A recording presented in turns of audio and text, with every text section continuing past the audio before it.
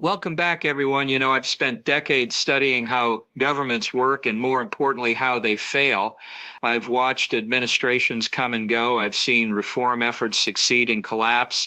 And I've learned that changing a massive bureaucracy is one of the hardest things any leader can attempt. But what's happening right now in Washington is something I don't think we've ever seen before in American history. It's a full-scale counter-revolution, and it's being sabotaged from the inside in ways that are both fascinating and deeply troubling. Before we dive in, I need to ask you to hit that subscribe button. This channel exists because people like you want honest analysis that goes beyond the talking points and the partisan screaming. We're going to walk through some complex terrain today, and I promise you'll understand the situation better by the end. So subscribe, turn on notifications, and let's get into it. Here's the fundamental problem facing the Trump administration, and it's a problem that should concern every American regardless of their political views. The president is giving orders, but those orders are being executed by people who fundamentally oppose him. Think about that for a moment. Trump has signed executive orders to dramatically reduce the size of the federal government, eliminate unnecessary agencies, and increase accountability. On paper, these sound like reasonable goals who's in favor of waste and inefficiency. But here's where it gets complicated. The federal bureaucracy is enormous. We're talking about millions of employees across dozens of agencies and departments. Research has repeatedly documented that federal employees are disproportionately liberal, and many career staff actively resisted Trump administration policies during his first term. This isn't speculation or conspiracy theory, it's documented fact. Career employees at agencies like the Department of Education produced legally unusable drafts of regulations, forcing political appointees to do the work themselves. Career attorneys at the Justice Department's Civil Rights Division refused to prosecute cases they ideologically disagreed with. At the National Labor Relations Board, regional directors celebrated their resistance in internal communications. Now, I want to be clear about something. Most federal employees are honorable public servants who do their jobs regardless of who's in the White House. But there's a significant minority who view themselves as a check on presidential power, particularly when that president is someone they fundamentally oppose. And here's where the counter-revolution faces its biggest challenge. These employees don't just disagree, they have powerful tools to obstruct. They have foundations backing them, big foundations with deep pockets that can afford the best lawyers money can buy. And these lawyers know every trick, every loophole, every procedural requirement, every sympathetic judge in every district. Someone gets fired, lawsuit. An order doesn't follow exact bureaucratic procedure, lawsuit. The president tries to replace someone, lawsuit. It's death by 1,000 cuts, and it's remarkably effective. Here's the cruel paradox Trump faces: the people who know how the system works, the ones who understand every procedural trick, every district court judge's leanings, every regulatory requirement, those people aren't revolutionaries. They're establishment figures. They're the old guard. Think about figures like Bill Barr or John Durham from Trump's first term. They knew the system inside and out. They were effective at what they did. But were they revolutionaries willing to burn it all down? No, they played by the old rules. They had cocktails with the left after court cases. It's all one brotherhood to them. So Trump faces an impossible choice: hire people who know the system but won't go far enough, or hire true believers who will fight but don't have the experience to win against lawyers who've been doing this for 30 years. And let me tell you what happens when you don't have that expertise. Cases get filed in the wrong jurisdiction and get thrown out. Procedural mistakes that could have been avoided become fatal errors. Months or years are wasted because someone didn't know which courthouse to file in. This is what modern political warfare looks like. You don't need to win the argument on the merits. You just need to delay, obstruct, and exhaust your opponent until either the political winds shift or the administration gives up. When Trump fired an inspector general, she refused to leave her office. GSA staffers launched encrypted chats to shield sensitive data from political appointees. This is active resistance from within the government itself. Now, some people will say this is the system working as intended, that career employees are supposed to provide a check on executive overreach, and there's some truth to that. But there's a difference between providing expert advice that cautions against illegal or unwise actions and actively sabotaging lawful orders because you disagree with them politically. The first is responsible public service. The second is insubordination dressed up as principle. And here's what really concerns me. The administration's 2025 national security strategy actually characterizes bureaucratic resistance as subversion and calls for identifying and neutralizing root causes of internal degradation. Now, that language is pretty strong. Some would say it's authoritarian. Others would say it's a necessary response to genuine obstruction. But either way, it shows you how serious this conflict has become. We're not just talking about policy disagreements anymore. We're talking about whether the elected president can actually govern. Let me give you a concrete example of how this plays out. Pete Hegseth, the defense secretary, has been pushing major reforms at the Pentagon, restructuring commands, reducing civilian workforce, changing procurement practices.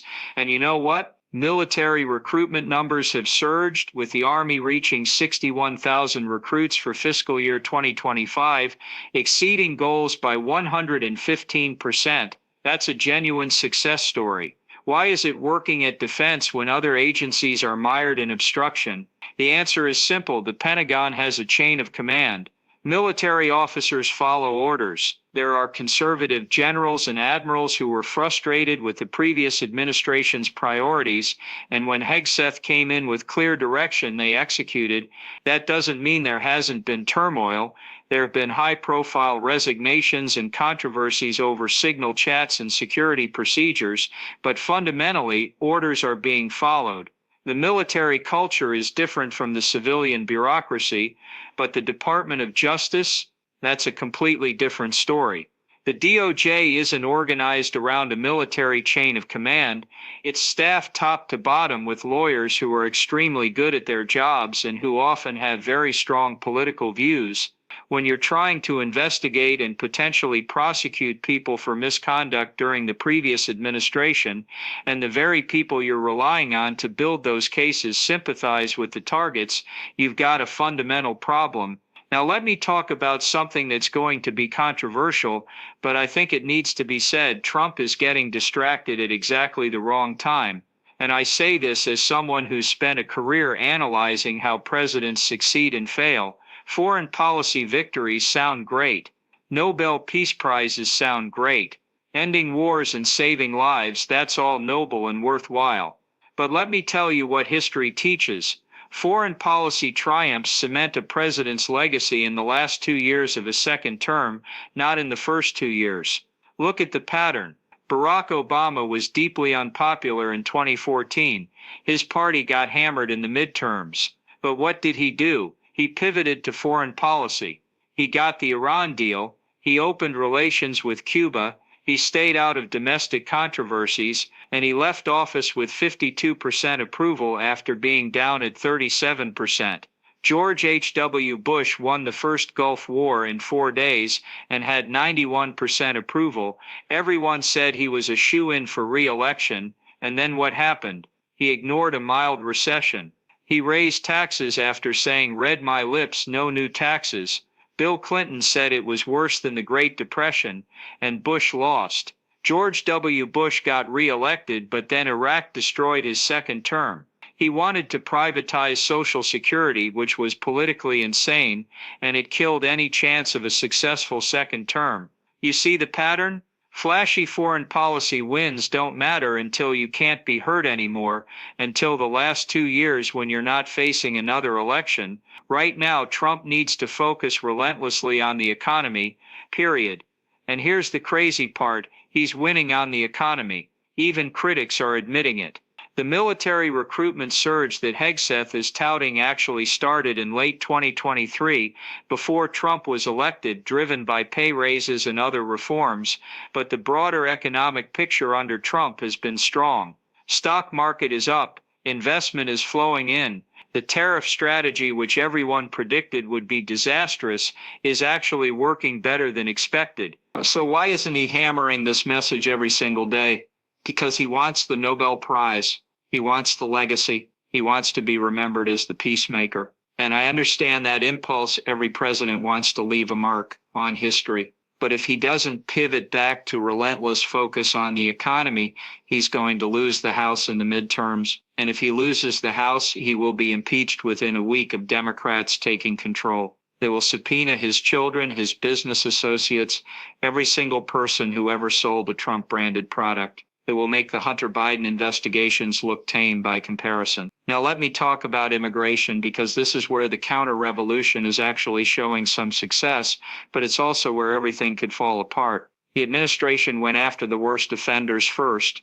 About 500,000 illegal criminals, mostly from Venezuela and other Latin American countries. Hardcore felons, murderers, rapists, violent offenders. They've deported almost all of them. That was the easy part. Nobody credibly argues that we should keep violent criminals in the country. Then they moved to the second tier. People who've already been through the system, got deportation orders, didn't show up for their hearings. There's a legal warrant out for them. Another 500,000 people. That's still relatively uncontroversial because these people broke the law twice, entering illegally and then defying a court order. But now comes the hard part, the third tier. These are people ICE bumps into while looking for the others. Someone's at Home Depot looking for work. ICE shows up for someone else. They ask for ID. Person doesn't have papers. But here's the thing, they've been here 10 years, speak perfect English, never committed a crime, aren't on welfare, just trying to feed their family. What do you do with that person? The MAGA base says deport everyone, all 30 million, no exceptions. And I understand that position. The law is the law, and illegal means illegal. But here's the political reality that Trump has to deal with. Some of these people came as babies under Clinton or Bush or Obama. They're 25 years old now. They don't speak Spanish. They don't know any other country. You would never know they were illegal. There are 3 or 4 million people like this, and Trump is under enormous pressure to do something smart. Not amnesty. Nobody's talking about amnesty, but possibly a green card program. Pay a fine, maybe $5,000. You get a green card if you've been here 10 years, you speak English, you're working, you're not on welfare, and you've never committed a crime. Is that ideologically pure? No. The base will hate it, but is it politically smart? Absolutely, because it takes the wind out of the left's sails. They can't use the sob stories anymore. They can't say we're heartless because we gave people a path. The ones who played by the rules get to stay. The ones who didn't, they go. But I don't know if it's going to happen because Trump is caught between what's politically necessary and what his base demands. And while he's trying to figure that out,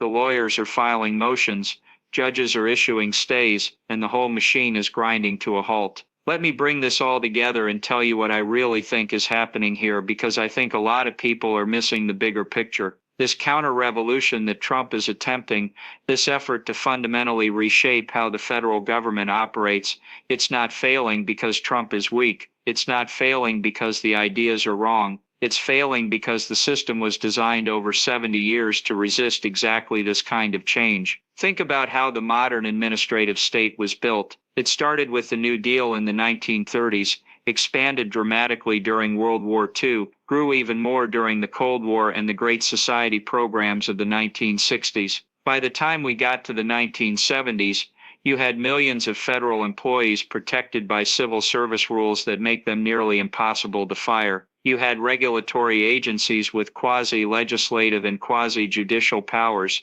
You had courts that deferred to agency expertise under doctrines like Chevron deference. Layer by layer, decade by decade, the system became more entrenched and more resistant to change. And here's the key point. All of those protections were put in place for good reasons. Civil service protections exist so that competent professionals don't get fired every time a new administration takes over. Regulatory agencies have expertise that Congress doesn't. Courts defer to agencies on technical matters because judges aren't scientists or economists. None of this happened by accident. It was designed this way. But the cumulative effect is that you've created a system where the bureaucracy has enormous power and very little accountability to elected officials.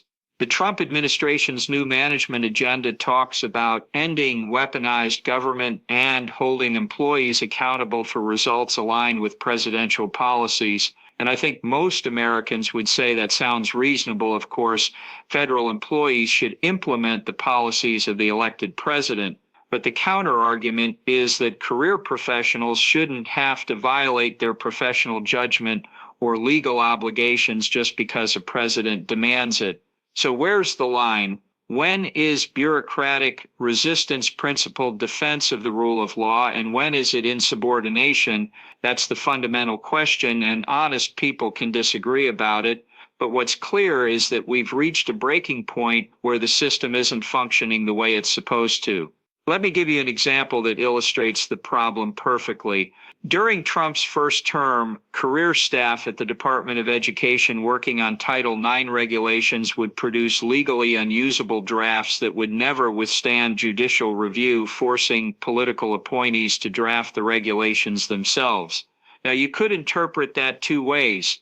Maybe those career employees were incompetent and should have been replaced. Or maybe they were trying to prevent the administration from issuing regulations that would be struck down in court, saving everyone time and embarrassment.